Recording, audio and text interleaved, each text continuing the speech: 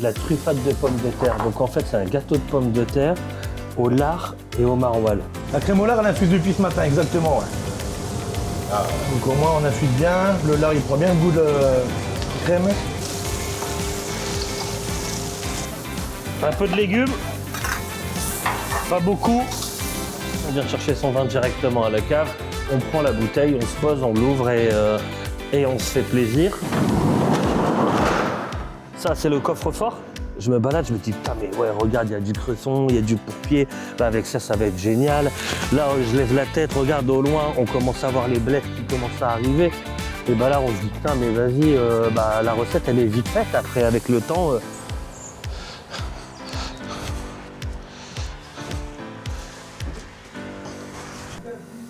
Bonjour chef, Bonjour, ça va? c'est ici que ça se passe? Vous allez bien? Bah bien. Ouais. Bon, on va aller découvrir un petit peu le Wittloff et puis notre terroir juste derrière. Allez, je suis là pour ça. Allez, go. Le Wittloff, donc là, c'est la toute première ambiance, la toute première salle. Quand j'ai repris, il n'y avait que ce restaurant-là, que cette place ici, en fait.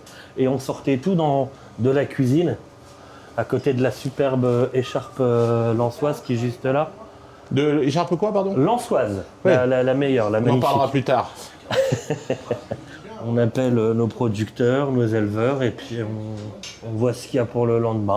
Et donc du coup, on efface, on recommence constamment. Je vais aller voir. Donc là, on a mis par exemple la tête de veau, on a mis la fameuse andouillette d'Arras, on fait un Welsh aussi. Donc c'est un Welsh qui est truffé avec des frites au lard, avec un cheddar qui est affiné. Voilà. On fait le carré de cochon, forcément. La frite au lard, c'est un peu le truc de la maison. C'est peut-être ce qui fait de nous, comment on pourrait dire ça, ce qui fait qu'on est quand même connu dans le coin. Donc là, voilà, ça c'est la deuxième ambiance qu'on a créée. Donc là, il fait noir, mais j'allais dire que c'était la deuxième ambiance plus lumineuse. Et juste derrière, c'est la cave à vin. La cave à vin, en fait, ici, le principe, c'est que quand on est à table, on vient chercher son vin directement à la cave. On prend la bouteille, on se pose, on l'ouvre et on se fait plaisir. Qu'avec des vignerons indépendants, on aime le vin, on aime les bonnes choses. Alors déjà, j'aime beaucoup la Bourgogne. Ça, c'est un truc... la Bourgogne, j'aime beaucoup le Pinot Noir. Et mon péché mignon, et ça plaît pas à tout le monde, c'est le Gamay, c'est le Beaujolais. J'ai vraiment un truc pour le Beaujolais. J'aime bien les vins assez fins. Le côté un peu, comme on dit ici, reviens-y un peu.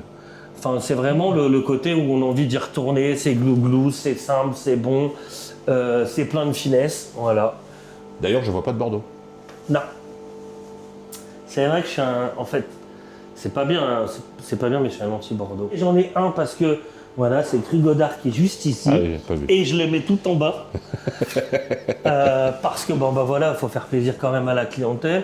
C'en est un que j'aime, mais c'est vrai que je suis pas bordelais du tout. Moi, j'ai l'impression qu'on est sur quelque chose où tout est pratiquement similaire, un peu. Si tu as envie de te faire plaisir et de taper le cul par terre, il faut tout de suite mettre le prix extraordinaire. Enfin, voilà, c'est tout de suite très cher. Il faut que ce soit forcément vieux. Et puis ils sont où les indépendants là-bas, en fait? Il y en a, on ne peut pas généraliser. Il y en a quand même un petit peu. Mais malheureusement, généralement, c'est des grandes maisons, c'est des grands châteaux. Heureusement pour eux, ils sont heureux. Je ne vais pas non plus faire mon jaloux. Mais en vrai, c'est pas un terroir qui m'intéresse énormément. Et puis, je me sens bien sans. Bon, là, on y va. On va où? On va directement chercher les produits à la terre. Donc, en fait, c'est chez Jean-Michel. C'est aussi mon associé sur l'autre restaurant, sur le Rion, en fait. Et ça fait ici 7 ans qu'on travaille ensemble. Donc, c'est mon voisin. En même temps, il est au bout de la terrasse. Et tous les matins, ça fait 7 ans qu'on va chercher nos produits chez lui. Faut pas faire plus local. Voilà. Ça, c'est l'ancienne route du Paris-Roubaix. Ça là? Ouais. Donc en fait, quand ils ont racheté le restaurant il y a 30 ans, ils ont bloqué, en fait, ils ont voulu agrandir le parking. Donc du coup, ils ont fait une demande de stopper cette route. Mais cette route, c'était vraiment le passage, c'était une étape du Paris-Roubaix sur ces pavés-là. Voilà. On y arrive. Ouais, donc là, on est venu en voiture, mais c'est... Oui, bah en fait la terrasse, elle est là derrière les arbres en fait. Juste derrière. On est venu en voiture parce que j'ai pas envie de salir mes belles baskets. Je les ai eues à Noël, faut pas déconner non plus. Ouais, elles sont propres. Elles sont propres aussi, ouais. Pour l'instant. Donc en fait, en règle générale, quand on est en été, sur cette partie de cette serre-là, il fait un peu tout ce qui est les tomates, les aubergines, quelques courgettes. Ce sera vraiment ici, les poivrons aussi. Là, généralement, il fait tout ce qui est herbes aromatiques. Les salades les plus fragiles, quelques fleurs. Donc ici, en fait, il a fait tout ce qui est persil, le frisé, le plat. Et puis, comme il ne traite pas, bon, bah maintenant, tout se mélange un petit peu. Hein. Vraiment, on a lié une grosse amitié à partir du moment où j'ai ouvert ici il y a 7 ans. Et depuis, bah, en fait, on se voit tous les jours parce que je viens chercher les produits. Moi, j'aime bien lui donner un coup de main aussi parce que ça me rapproche un peu de la terre. Ça m'aide aussi à créer certaines recettes, à découvrir certaines choses aussi parce que je connais pas tout. Comment tu fais ta carte, ton menu du jour? C'est-à-dire, t'arrives ici, puis tu décides de changer tout le matin? Ouais, exactement. Bah, en fait, comme là, c'est en train de pousser. Et en fait, bah, toute l'année, j'en travaille pas du cresson ni du pourpier. Et donc, en fait, si je vois pas le produit, je l'oublie vite. Et c'est en arrivant ici, je sais que j'ai des Saint-Jacques au resto, je sais que j'ai un peu de cochon. Enfin, il y en a toujours du cochon, de toute façon. Au Club, c'est un peu la marque des fabriques. Mais donc voilà, j'ai cette matière-là. Et puis après, ben, je me balade, je me dis, putain, mais ouais, regarde, il y a du cresson, il y a du pourpier.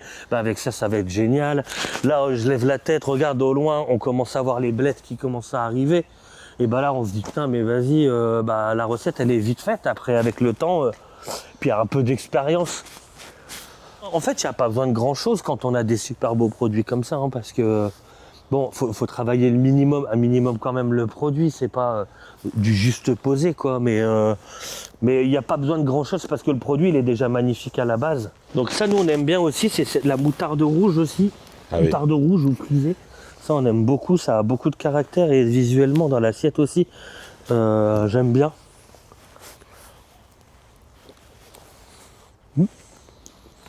Ici, c'est les roquettes. On n'a pas l'habitude de l'avoir comme ça, la roquette. Ah oui, là, elle n'est pas dodue. Hein. Mais c'est pas la roquette industrielle qui est pointue. Ça, c'est les roquettes qui sont sauvages. C'est la belle roquette. Généralement, quand je dis que c'est de la roquette à table, ils me disent non. Et si. C'est ce que dans ta famille, on avait un potager, on faisait des choses ou c'était... Pas du tout. Pas du tout. Dans ma famille ne cuisinait pas vraiment. Elle n'était pas vraiment amateur de la cuisine. Et même moi, de toute façon, dans la cuisine, je suis arrivé là par hasard.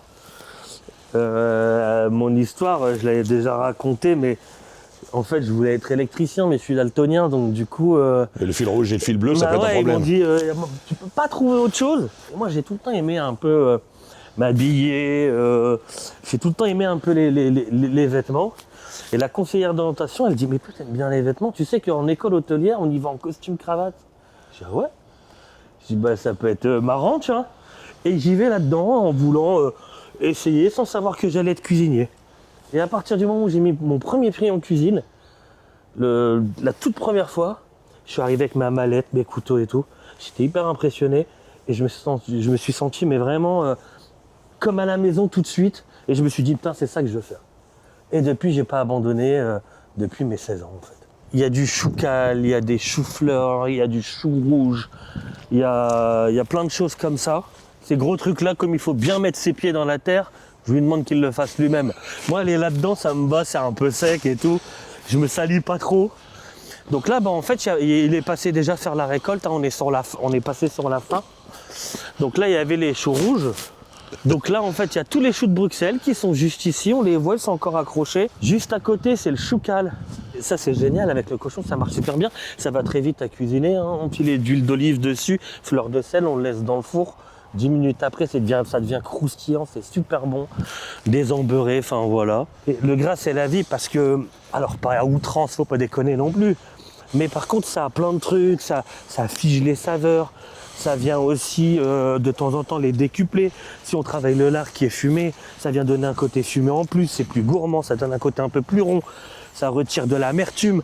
Enfin voilà, il y a plein de choses grâce au gras qui sont cool. Ça c'est le coffre-fort. Donc là, justement, on a les potirons, on a tous les butternuts qui sont ici. Cette courge là, ici, on la voit pas souvent. Mais on appelle ça la bleue de Hongrie. Voilà, parce qu'elle est bleue à l'extérieur.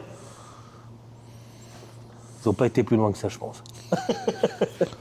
Les petites betteraves. Ça, c'est encore un produit bien de chez nous, qui pousserait moins bien ailleurs, en fait. Tous ces navets qui sont là. Là, et les belles poires. Les poireaux qui ne sont pas encore épluchés, qui sortent tout juste de la terre. Donc là, maintenant, il faut enlever... toutes les premières feuilles qui sont ici pour le rendre beau et calibré. Des vrais panés avec de la terre. Pourquoi il y a des faux? Quand je dis les faux, c'est...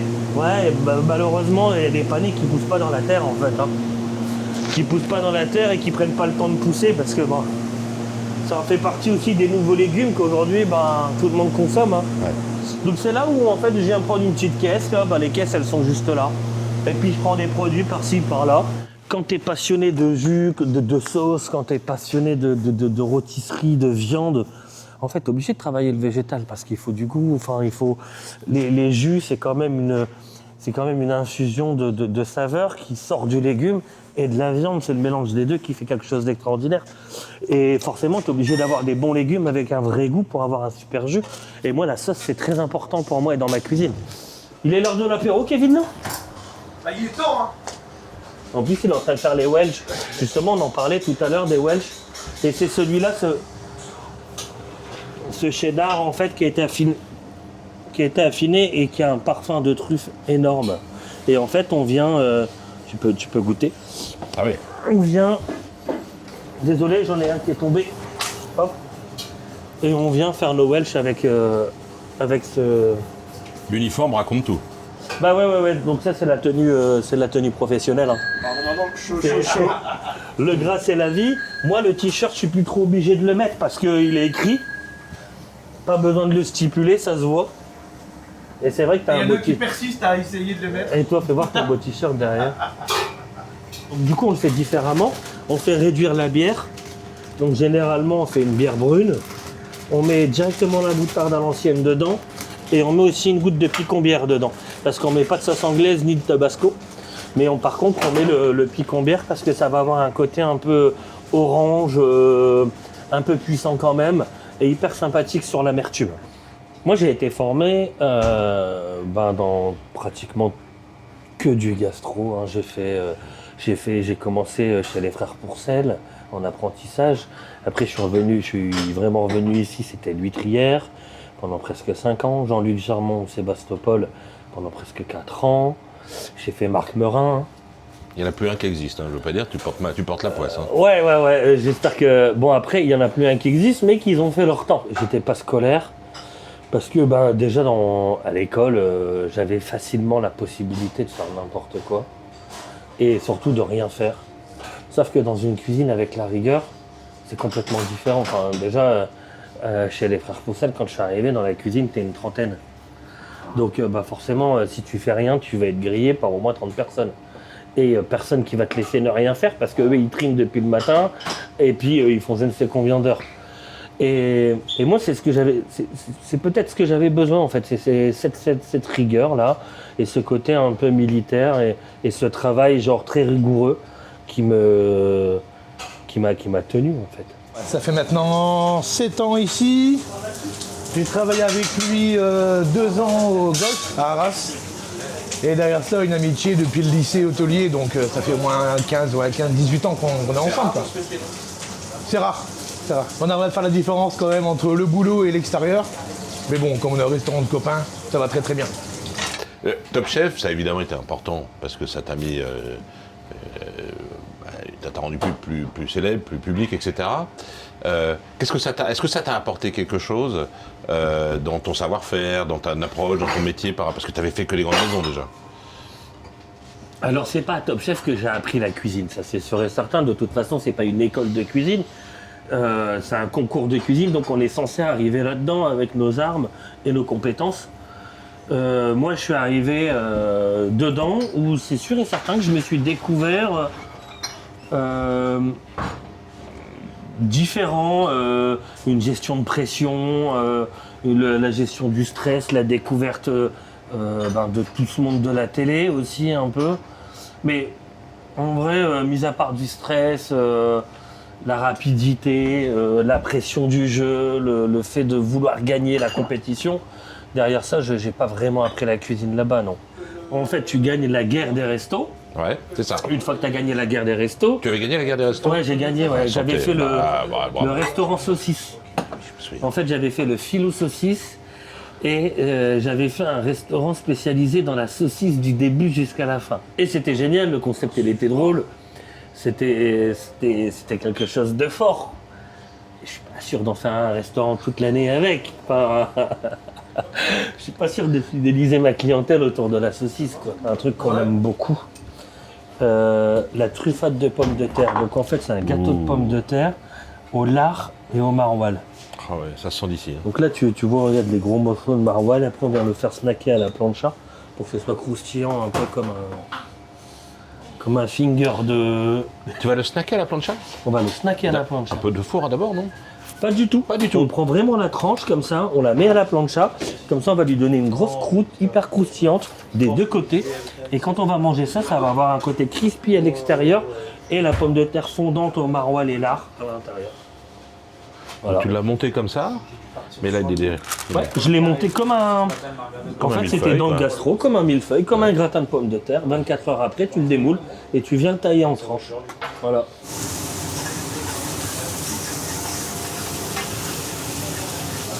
Un peu de légumes, pas beaucoup.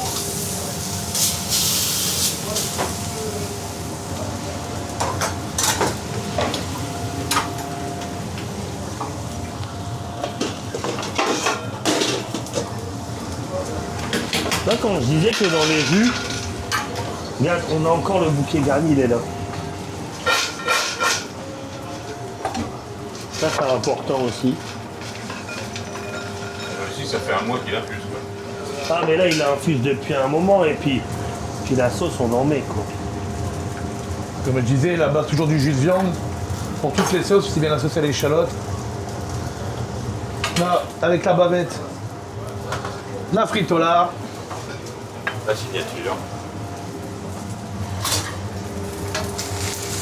Et la truffade.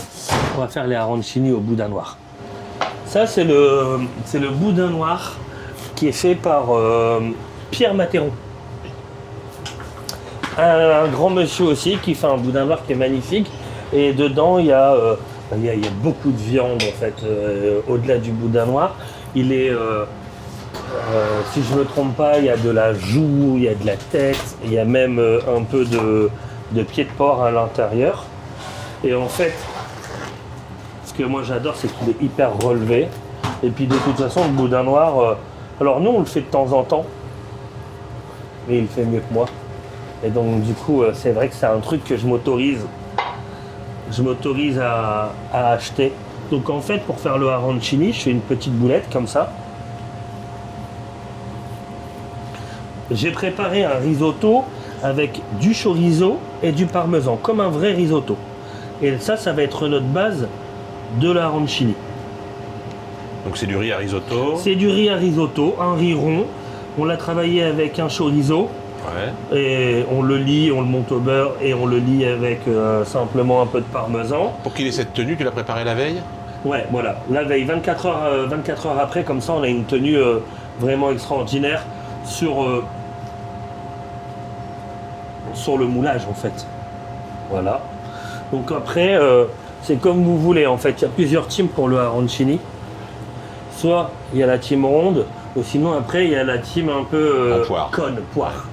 Voilà. justement, alors donc du coup pour le panache de l'arancini, comme il y a déjà beaucoup de matière grasse, il y a le parmesan, il y a le beurre. Je vous cache pas que je mets une petite goutte de crème quand même. Il y a le gras du chorizo. Ben, en fait, la chapelure, elle va suffire d'elle-même. Il n'y a pas besoin d'un liant avec du jaune d'œuf. Enfin voilà, il n'y a pas besoin d'anglaise. Ça va coller tout seul. Ça va coller tout seul. Voilà. Et en fait, on passe ça dans la friteuse.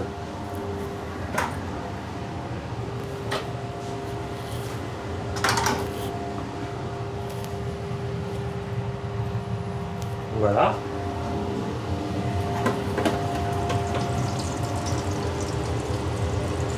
C'est rapide, faut le laisser un tout petit peu quand même, faut avoir une belle croustillante.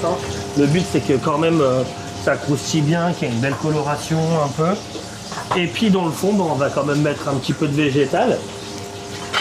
Moi j'aime bien servir ça avec un velouté de butternut. Le petit côté noisette et tout, ça fonctionne bien. Moi je rajoute une pointe de vinaigre de noix dans mon velouté de butternut pour donner un peu de peps.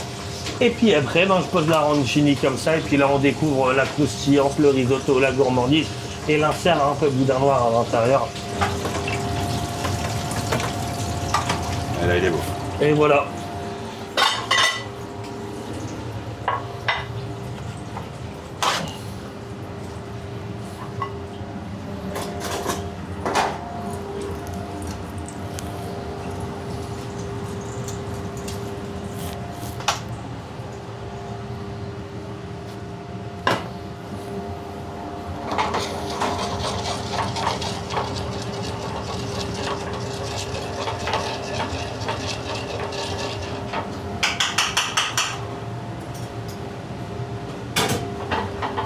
Donc là, on fait un petit velouté dans le fond de l'assiette.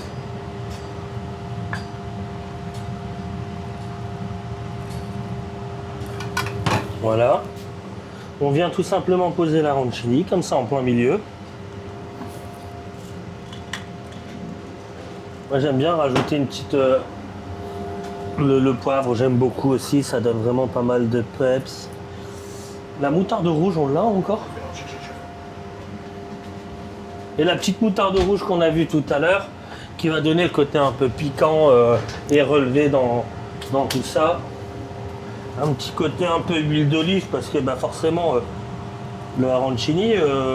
il y a de l'huile d'olive quand même ici, on s'y attend pas. Ouais, et alors il n'y a pas d'huile d'olive ici, mais il y a de l'huile d'olive dans ma cuisine.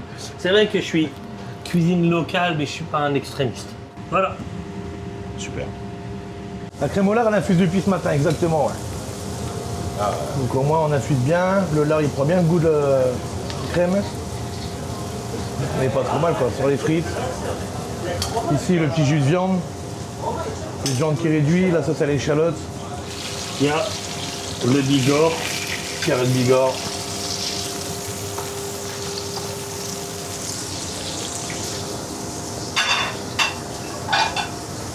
Nous on aime bien servir le cochon un peu rosé comme ça. Là, c'est le jus de viande, la glace. C'est un jus de cochon qui a été réduit.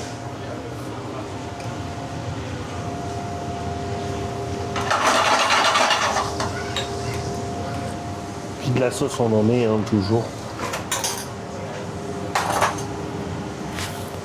Beurre de sel.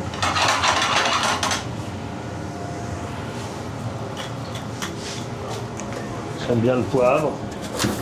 Et on vient terminer avec la truffade de pommes de terre. Je te sors ça tout de suite, chef. On y va, Robin, s'il te plaît? Por favor.